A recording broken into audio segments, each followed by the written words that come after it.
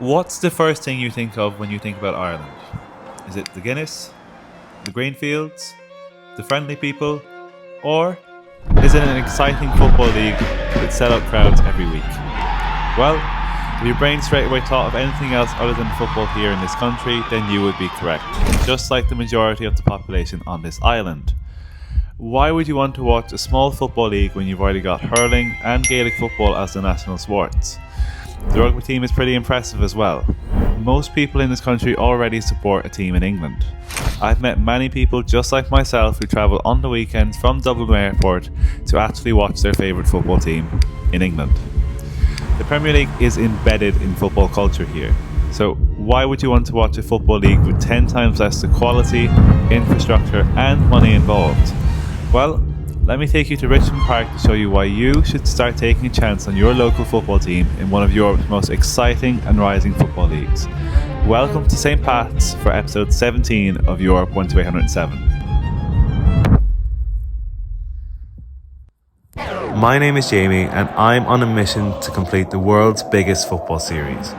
I want to watch every First Division team in Europe and each of the EFL 72 in the United Kingdom, watching 807 different matches across 54 countries in 57 different leagues. I want to create the world's biggest and best football series, documenting each of my experiences throughout the 807 different football clubs I'm going to visit, showing the world what a bit of creativity, self-belief, kindness of strangers, and a bit of luck can get you. I've put absolutely everything I have into this football series. This is more than a football series. This is a series about life. This is Europe 1307. Imagine not liking football. Imagine not liking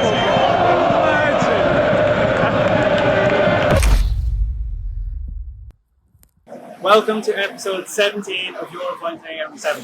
Today we are in Chicore and we are at the brilliant St.Pats Athletic Football Club. And it's a very unique experience here. Once you see what the ground's like inside, as you see if you look down here at all the houses, it's a completely different feel to how football is in Shamrock Rovers or Bohemians. And each club in Ireland is very unique in terms of grounds, in terms of the environment, in terms of the fans, and the culture, the support. But St. Pat's, very, very interesting. But you're probably wondering, who are St.Pats Athletic Football Club? Well, they're an Irish football club who play at Richmond Park, specifically on Emmett Road in Inchicore. And they will play nowhere else other than Richmond Park after the FAI's failed attempt to relocate St.Pats to Tallaght to ground share with rival Shamrock Rovers in 2005. That didn't go down very well. Founded in 1929, they were admitted into the League of Ireland in 1951, where they won their first league title in their first season.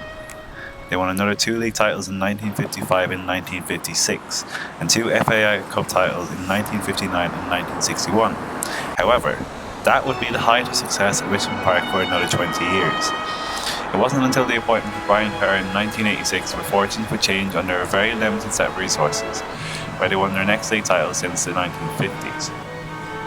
Other notable mentions in the club's history: St. Pat's having a league title denied after a points deduction of 15 points for fielding Charles Livingston, who wasn't registered until September. Ask anyone in Inchicore and at the club and they will tell you that they are 9-time league champions, not 8 times League of Ireland champions. But what makes St. Pat's so unique, other than the fact that they are undefeated against international teams without conceding a single goal? Yes, that actually happened. And legendary goalkeeper Gordon Banks actually played 1 game for them. Why should you come to Richmond Park? What makes a club like St. Pat's so unique and different from every other club in Ireland? Why should you travel to Inchicore on a cold Friday night to watch a team called St. Pat's play? Well, I spoke to St. Pat's and League of Ireland enthusiast Peter, or as you may know him as Everything League of Ireland, to explain how he fell in love with the League of Ireland and what it means to be a St. Pat's fan. So what was your earliest memory supporting St. Pat's? Look, in all honesty, I wouldn't be a Pats fan going back as long. I only really, just before I suppose COVID hit, I started supporting Pats and kind of just fell in love with the club. In terms of earliest moments, I think we played a game here. I want to say it was the year before COVID, game against Waterford. I think we lost 1-0, but I suppose it kind of started to scratch an itch that, like, going to live football, obviously growing up, would have watched a lot of Premier League, but I suppose it felt a bit different just being there, actually supporting a club that like my family would support, that's in my area, that kind of, I suppose, you know, it kicked off. The best way to describe it is probably an addiction. A love-hate relationship with this club, but I actually do love St.Pats as much as it breaks my heart. They break my heart sometimes, you know. I know the answer to this question, but what's one moment you could relive as a supporter? There's a few. Obviously the big one, a lot of people are going to say, is the cup final, the 2023 one.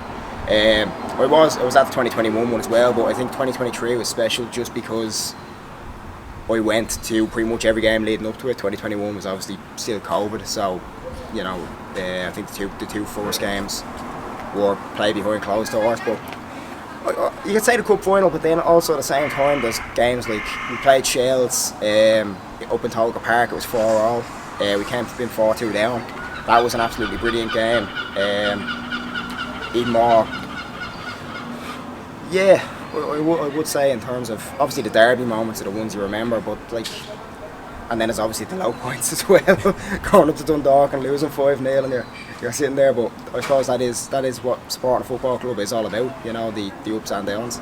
Would you say that's your lowest moment, the 5-0 at Dundalk? No, the lowest moment I think this season was probably this season, yeah, just because we have been so poor.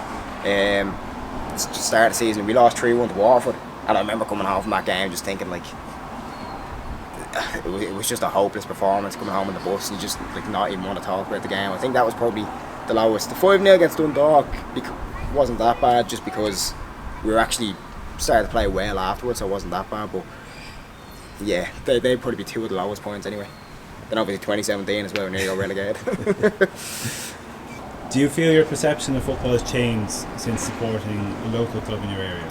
Yeah, definitely. Because like growing up, obviously, you know, everybody's either a Liverpool, Man United fan, a Chelsea fan, an Arsenal fan, and you're just like, I'll go watch this on TV. You're going around with the jerseys on. It's, you know, it's not the same as you're going to this. Like, you're going to support your own club. Like you're meeting people you never would have. Like you're not meeting the same people you would be sitting at home watching TV, watching a match, and like just the connection you form. Like, you know, if you're watching the Premier League, turn off the TV, you forget about the game about half an hour later. Like if Pats lose in a derby, I'm devastated for like 2 or 3 days. It's definitely different. It's more of a connection. You feel it more in terms of just the community around the club. Like Inchicore's great in terms of how the area's changed, with how like the growing support the club's found. Just you can feel it in the area in terms of the pubs around the place. You're going there on match day, you're feeling like you're seeing young lads going around with their dads walking into the game, and it just feels different in that way. And like in a way that watching football on TV doesn't really, like, it's not the same in that way, you know. What does it actually mean to be a supporter of St.Pats? What would you say is the kind of ethos of the club? I suppose just it is just all about the community. It's about the local area, not just obviously Inchicore. Like obviously you do have fans from Inchicore, but like a lot of people who support this club be from, you know, areas surrounding the club, Ballyfermot, Clondalkin, Tala. It's a very working class club in terms of its support. And it's, as I said, it's massive community-wise, just for the area. Like, there's no, I suppose we don't have the same like definition of, you know, we're not Rovers, we're not, you know, the most successful club in the country, we're not Bows, we don't kind of have the, I suppose the political standpoint they have, but it really is just a club that's heavily tied to the community. And like you have people even in the darkest days of the club, the core supporters always stuck around the club, and I think it is special. It is a special team, just in Dublin, and in obviously the I suppose the south inner city is probably the best way to describe it. As I said, Inchicore, the Liberties, Kilmainham, Ballyfermot. It's them sort of areas that like this club draws the support from, and like you meet some mad people going to these matches, but like they're some of the best people you'll ever meet, and like I suppose having that connection to them of like people you never thought, as I said, you never like thought you would meet, and then connecting with them over a football club. It's a bit of a, it's hard to describe it. It's a weird sensation, but no, I absolutely love it. Like, why does no one want to watch football in this country? This is Ireland, an island on the west of Europe with a population of 5.5 million. The national sports are hurling or Gaelic football, depending on where you come from. However, there is a rather large football fan base in Ireland. People love watching and playing football in this country, yet why do Irish people not want to watch their own domestic league? Admittedly, I used to fall into this category. The reason most people, and myself included, will tell you is that the quality of the league isn't up to par for what it should be. The FAI hasn't invested nearly enough money as they should do to improve the infrastructure, development of grassroots football, or attract broadcasting rights to promote the League of Ireland for Irish people to watch and be proud of. However, over the last couple of years there has been a resurgence in Irish football culture. Young and old football fans have started to come together to support their local clubs. Attendances and broadcasting figures have never been this high. But why? Well, I decided to come to Richmond Park to see what all the hype is about.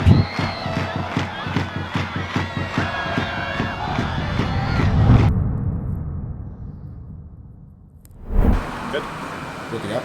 Okay. Shit, what do I say? That's like the hardest part. It's Pats just and like Drogs. Pats and Drogs. Pats and Drogs. Yeah. Yes, Pats and Drogs. It was a certain date at a certain time of the year, and I went to St.Pats versus Drogheda here at the lovely Richmond Park. And I'd actually been to St.Pats before. I went to St.Pats versus Chelsea in like a pre-season friendly a couple of years ago, and like everyone and the dog went to it, and I took my brother to it. My brother's a Chelsea fan, and I remember the first experience walking to the ground, and it was so cool to see, because it was a big buzz about the match because it was against Chelsea, and there was a huge crowd for it. But even just noticing that there was an actual football club in Ireland, because growing up I never had that kind of connotation where I associated League of Ireland with Ireland, if that makes sense, in a weird way. And I got to the ground and we were sat in Potterville, I'll tell you, that stand there. The patrons. Patron stand. And just sat there and got food at the match, and it was just such a cool experience. Even little things like just seeing the football just go and like whiz past your head, you know. And it was just such a cool experience just to have it in my own doorstep, 2 hours away, and come to Dublin and just go to a football match. And I don't know why I never acted on it, and I don't know why I didn't decide, okay, I want to go to more matches. But it was just such a unique experience. And I think Richmond Park is one of those grounds where I don't think it's absolutely like so niche and so kind of underrated where you're like, whoa, this is the best stadium in the league. But I think it has such a charm to it where it's not that shit that it's like Toka Park, but it's like in between like Oriel and Toka, of like how I see it as being like a unique kind of ground to go to. And the actual match itself, shock, was pretty shit. I won't lie. First 80 minutes, absolutely nothing happened, and you could tell Pats fans were very frustrated. That was a reoccurring theme throughout the whole match, and just very frustrated. Nothing was happening in the attacking front, and Drogheda weren't attacking. It was just a very stale kind of game that was being passed between midfield, but no attacking involvements.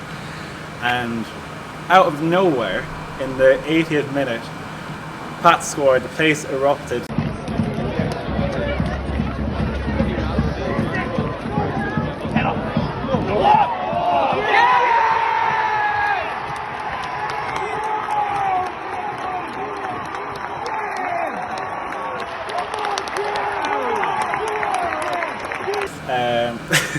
The bells were going off, the papers being thrown onto it, the flares being lit, flags.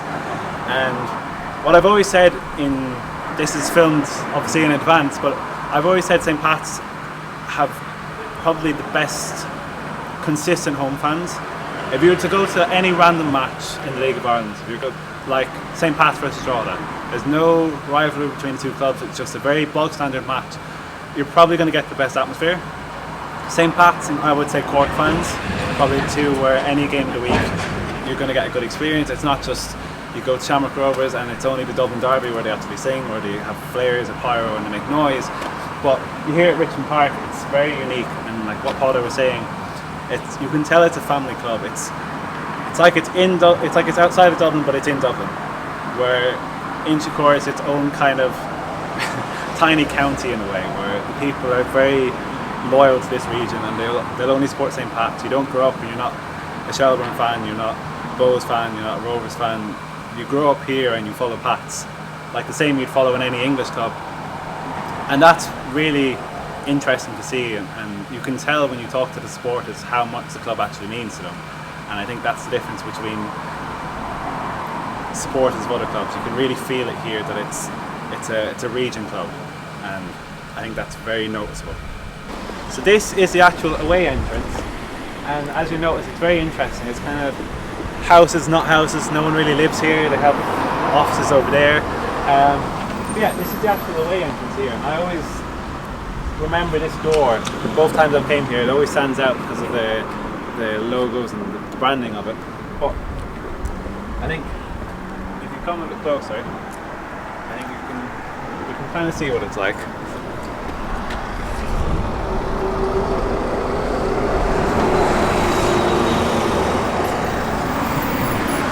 We hopefully got some, but it's not exactly a Luton town where you're going through stairs and you're going through actual flats, but it's kind of similar with the terrace housing and you're going underneath someone's house. But yeah, and Drogheda fans, I've ranted and raved about Drogheda fans quite a bit, because I do think they're probably, I would say, third or second best supporters in terms of an actual one fixture, maybe the best. Like their derby match against Dundalk, I would say maybe they have the best fans in terms of what they're able to create, like tifos and flares and noise and atmosphere. They're also very loud, and they were very, very loud this match against St. Pats, and they had nothing to really play for. Got battered 3-0, but still very impressive. Like I said at the beginning, this is one of Europe's most exciting and rising football leagues. The quality, infrastructure and money might not just be there yet, but there is a certain feeling amongst League of Ireland fans that something special is happening in this country with football. I'm not saying don't go support your favourite team in England, by all means do, but what I would say is to at least consider checking out your local football club on a Friday night in the League of Ireland. Maybe it might not even be your local club, but you want to get out the house and do something. If you're a football fan, you won't find many better social activities than a Friday night under the lights in the League of Ireland. St. Pats is a brilliant advocate to what this league is trying to achieve amongst football supporters in this country. Whether it's St. Pats or any other club in the League of Ireland, I think you might be pleasantly surprised with your experience here.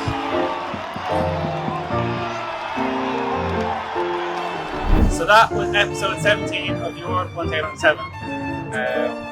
Brilliant experience here, 3-0 win for St. Pats. For the flares, for the drums, for the banners, a very good experience. A win for St. Pats.